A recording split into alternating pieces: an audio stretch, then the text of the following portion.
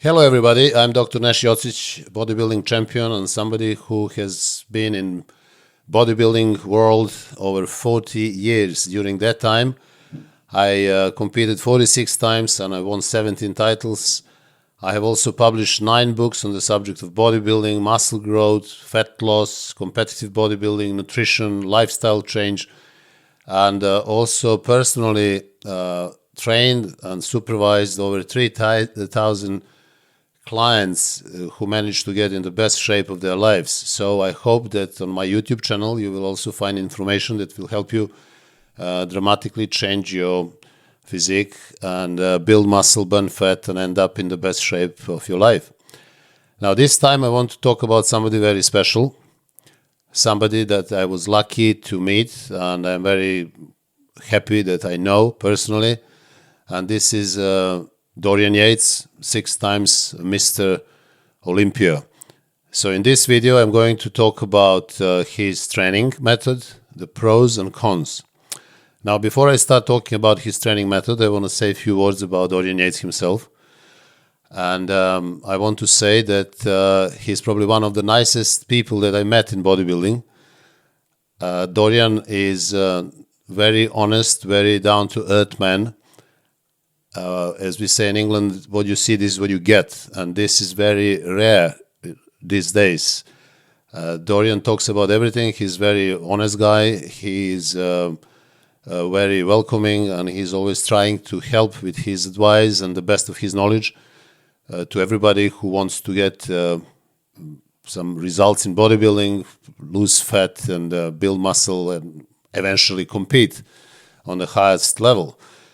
So I have to say again, I'm honored to know him. I saw him first time in, I think it was 1995 Grand Prix in Nottingham, when he came after Olympia that he won, and he won that Grand Prix as well. He was in absolutely phenomenal shape.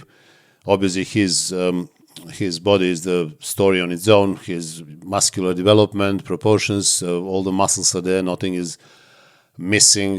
He was in an extremely good condition, literally ripped to the bone. That conditioning that is known as grainy, that nobody has achieved, is obviously just one of the consequences of his character. And when I saw him in 1995, he looked absolutely phenomenal.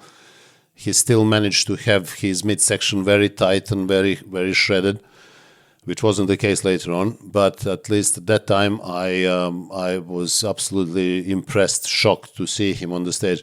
Don't forget, on the same day on the stage were people like Nasser El Sombati, Paul Dillett, it was Kevin Lebron, Milo Shachev, Chris Cormier, I think Sean Ray was there as well, but Dorian was just the league on his own. It was Dorian against the rest.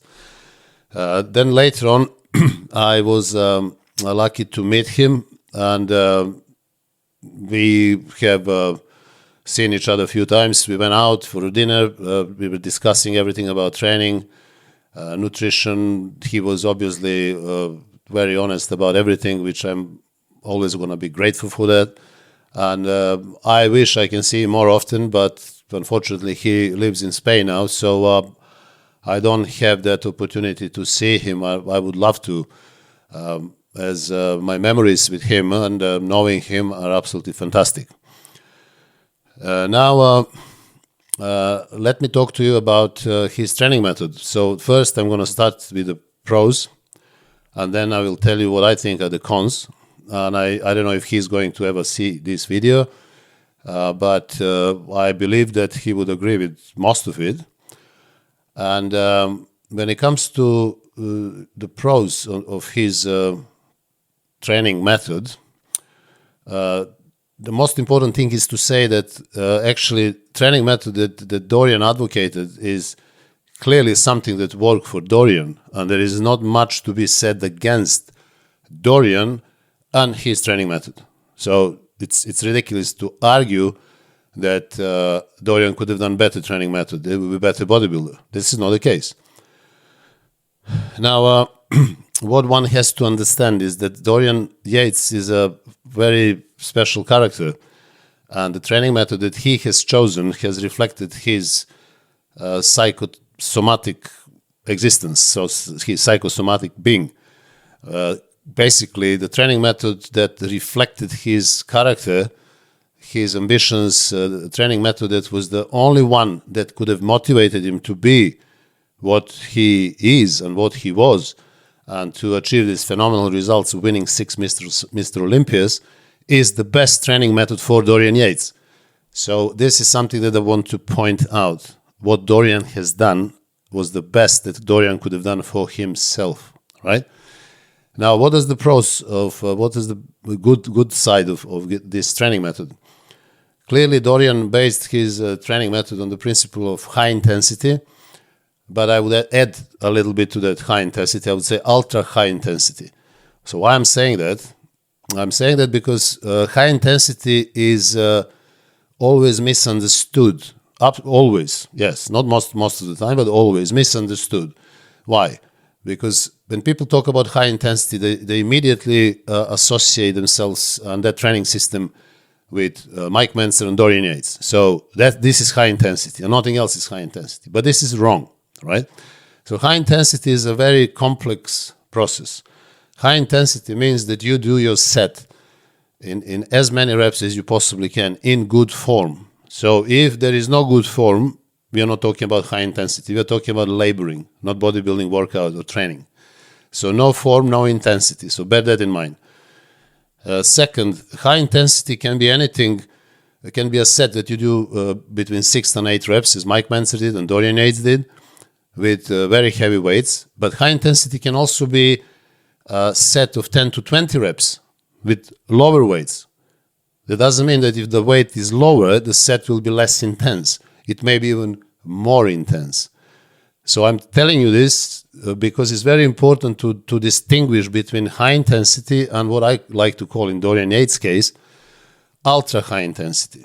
So why am I saying ultra high intensity? Let's assume, if we agree about the proposition that high intensity is the set that you do with optimal number of reps with certain weight, let's say 6 to 8 reps or 10 to 20 reps, that regardless, and you cannot do more than that. So you go to failure. Every set to failure is high intensity set. Now, what Dorian did, and he based his training principles on that he went beyond the failure. So remember that. He went beyond the failure. So what it means? Why am I calling it ultra intense? Not just high intensity HIIT training. No, that's not right title for his training principles. Ultra high intensity means that he went beyond failure. That means that he included forced reps and also negative reps. But forced reps themselves are actually negative principle. Because when you go to failure and you do your, let's say, 6 reps and you cannot do any more, then your training partner helps you to lift the weight up, which you then slowly lower down in good form. And that happens 2 or 3 times. So this is called forced reps. Negatives would be that if your training partner lifts all the weight on his own and you just lower the weight down. But that will never happen because training partner cannot lift, let's say, 180, 200 kgs bench weight while you're doing a bench press. So it will always be you push up to the point and then he helps you a little bit.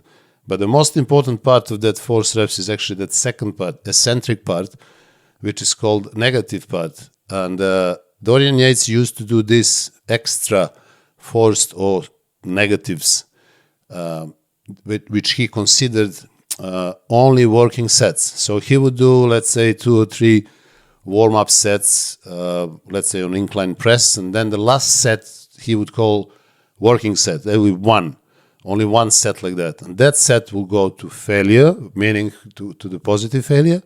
He would do as many reps as possible. And then after that, he would have extra 2 or 3 forced reps and negatives, or negatives, call them whatever you want, but they are one and the same thing. So that principle he applied to every exercise for every muscle group. And because of that extreme ultra intensity, he couldn't do 2 sets like that because it's humanly impossible. So therefore, if he performed 3 exercises for chest, he would perform 2, 3, or 4 sets pyramiding weights to the, let's say, incline press being first, and only set that he would count would be the last one, which he would call working set. Then the second movement would be maybe decline press, again the same principle, 2, 3 sets, 2, 3 warm-up sets before the last one, the only working set, again with going beyond failure with that ultra intensity. And then he would do another exercise, maybe dumbbell flies or pec deck flies or something similar. So the whole session would end up with those 3 working sets, as he would call them. But actually there were more sets that would rather be considered as warm-up. So the whole chest workout will be basically 3 movements, 3 working sets. Because going with that ultra intensity, Dorian needed a lot of time to recover. So this is why he trained every muscle once a week. And he could have performed only 4 sessions a week of this type of training. It's not possible to train like this 6 days a week. So what Dorian focused on was actually stimulating those most important, most responsive, and most growing muscle fibers, which are known as muscle fibers type 2B. There are also muscle fibers type 2A, which belong to white muscle fibers, but their ability to grow is not as high as muscle fibers type 2B. Type 2A grows approximately extra 30%, while type 2B muscle fibers have an ability to double in size, so they can grow 100%.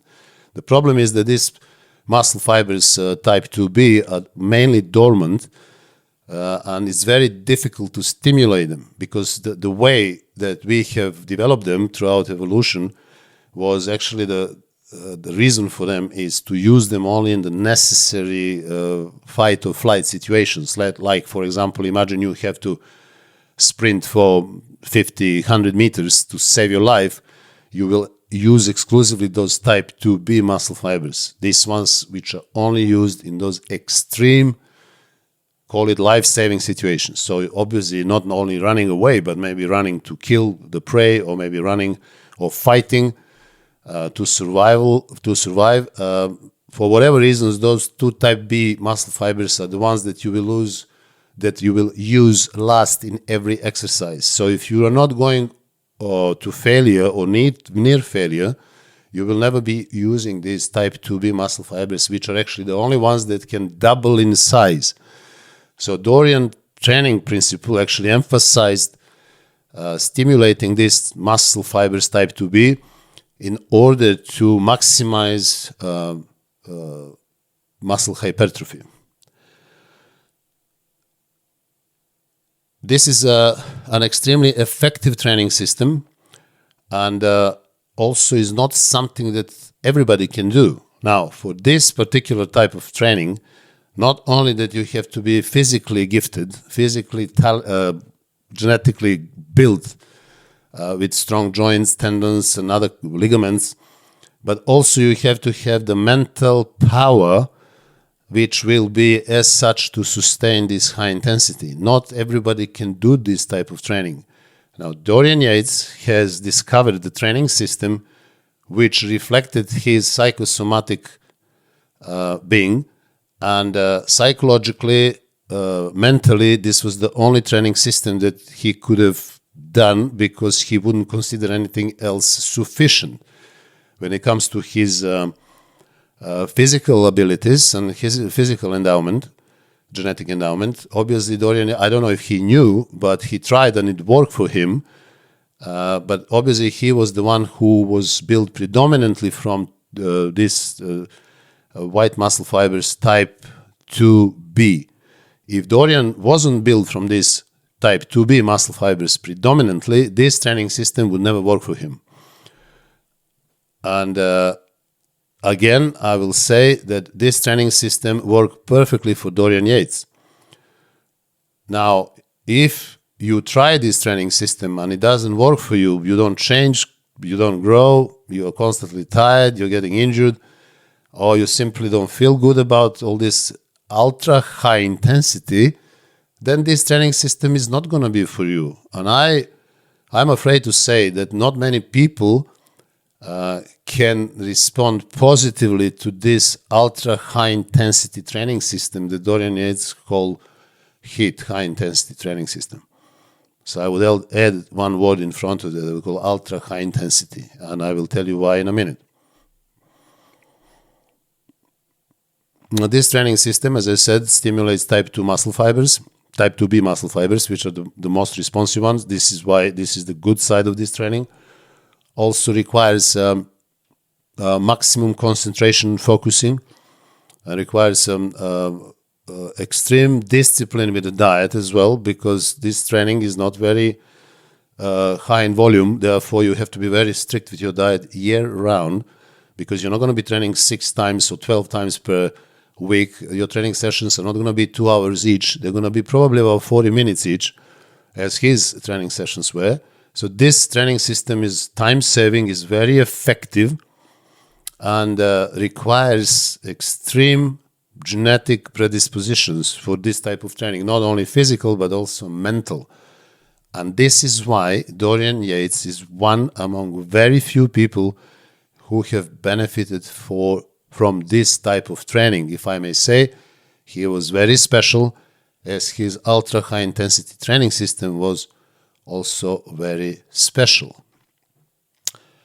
Now, I want to give you my opinion about the negative side of this training system, and why this training system should not be understood as something that most of us, other mortals, if you want, should employ, and what proofs do we have on the ground, what is going on with other professional bodybuilders. So the biggest problem with this ultra high intensity training system is the problem that Dorian Yates experienced, and this problem of injuries. Now, injuries that he has suffered from are really serious injuries, and he had them a lot. This type of training is not innocent, and it will most likely result with injuries of such nature, which are mainly torn tendons. So Dorian managed to torn first, I believe, his hip tendon, then later on both quadriceps tendons. I think he also had some shoulder tendons torn, and obviously the most famous was his biceps tendon and triceps tendon tear that happened and actually finished his career. Now the question is, did Dorian Yates have to do this type of ultra intense training in order to achieve that physique? My personal opinion is that when it comes to his physical aptitude and his genetic predisposition, he did not have to use this type of training at all. He would have achieved the same results, this is my opinion, by just training to failure. And that will probably allow him to compete for many more years and win probably many more titles. I think if he listens to this video, he would agree with that. But there is the other side, as I mentioned, is not just the physical aptitude, is also mental side. So Dorian was that type of person, that type of character that wanted to challenge himself. He wanted to show himself that he can do better, he can go heavier. Even today, when in his videos, he always talks about increase in strength will lead to increase in muscle growth. So in order to get bigger, you need to be stronger. Well, I have to disagree with that, because not necessarily the strongest people in the world are the biggest.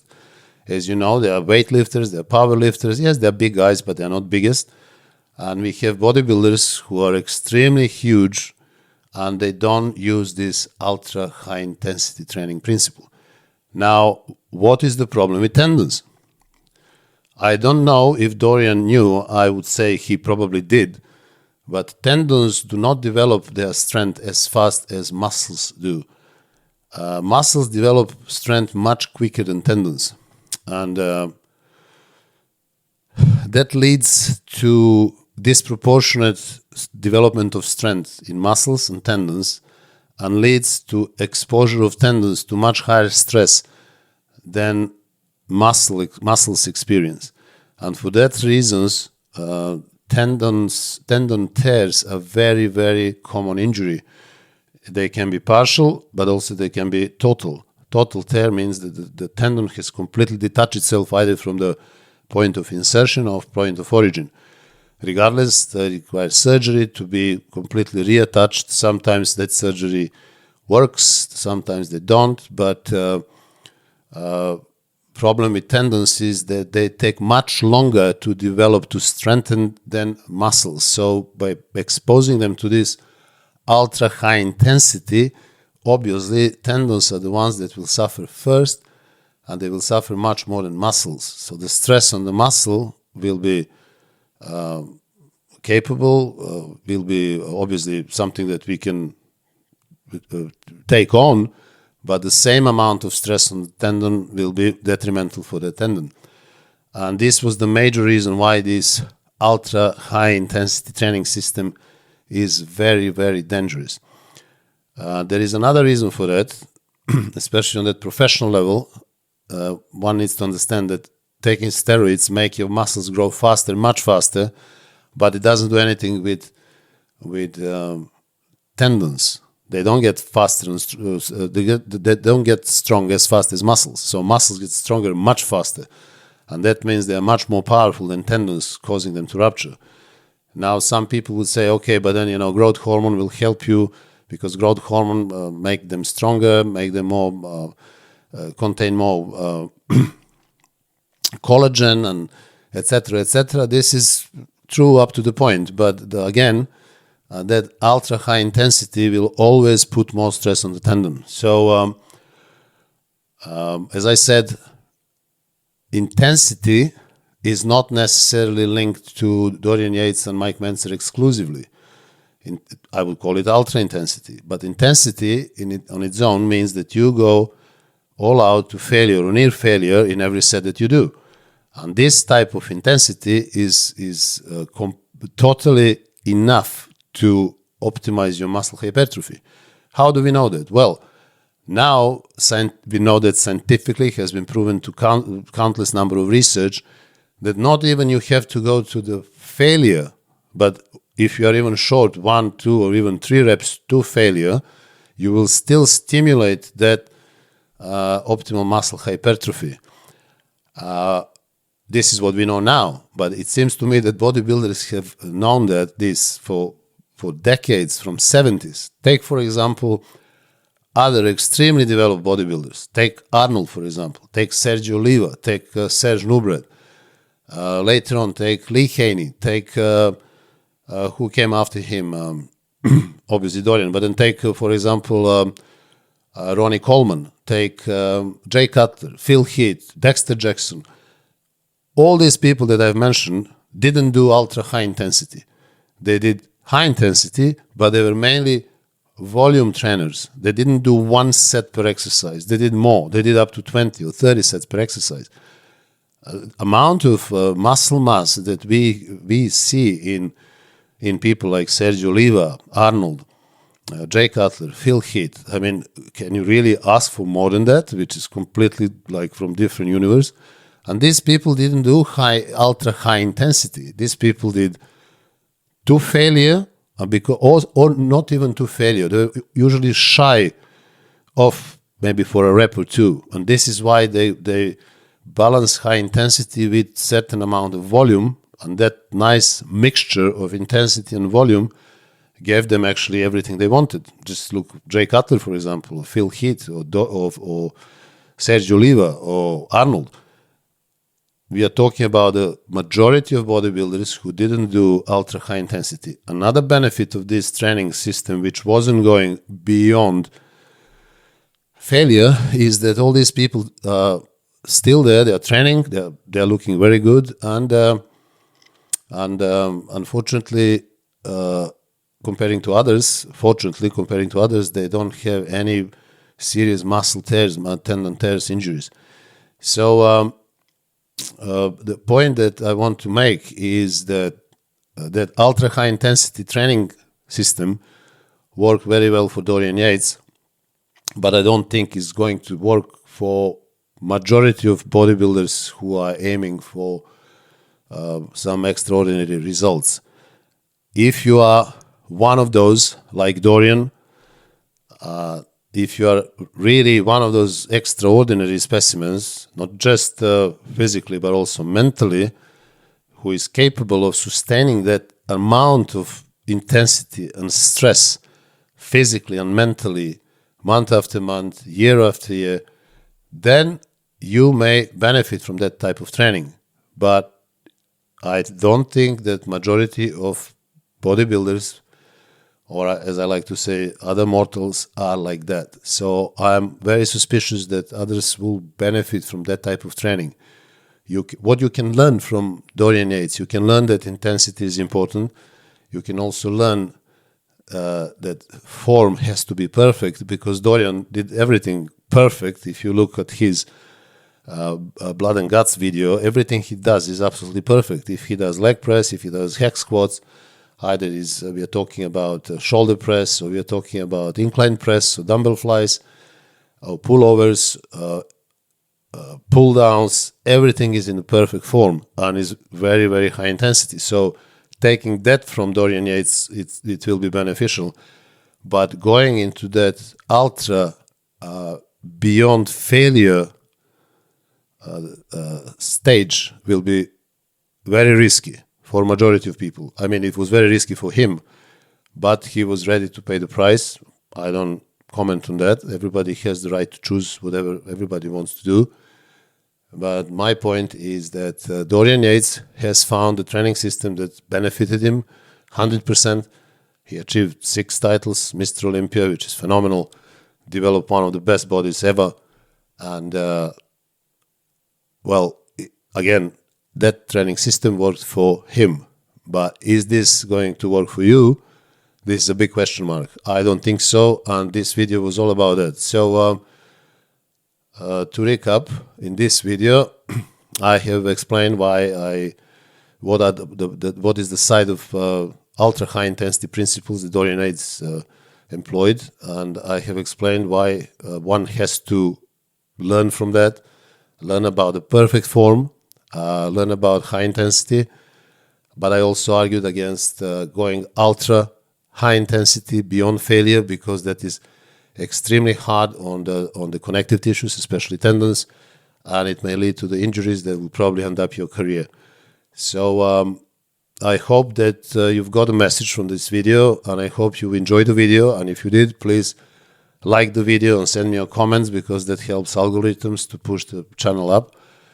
And also for those who are interested more in detail about the muscle growth principles and fat loss, bodybuilding, competitive bodybuilding, lifestyle change, please visit my website nashfittraining.com, where I have published 7 ebooks for you, which are full of advice and details that will benefit you greatly.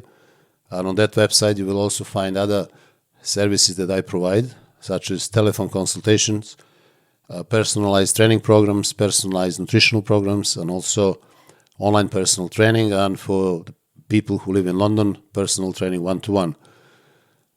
So once again, thank you very much for watching this video and tuning into the podcast episode, and I hope to see you in the next one. Until then, I wish you all the best and take care of yourselves.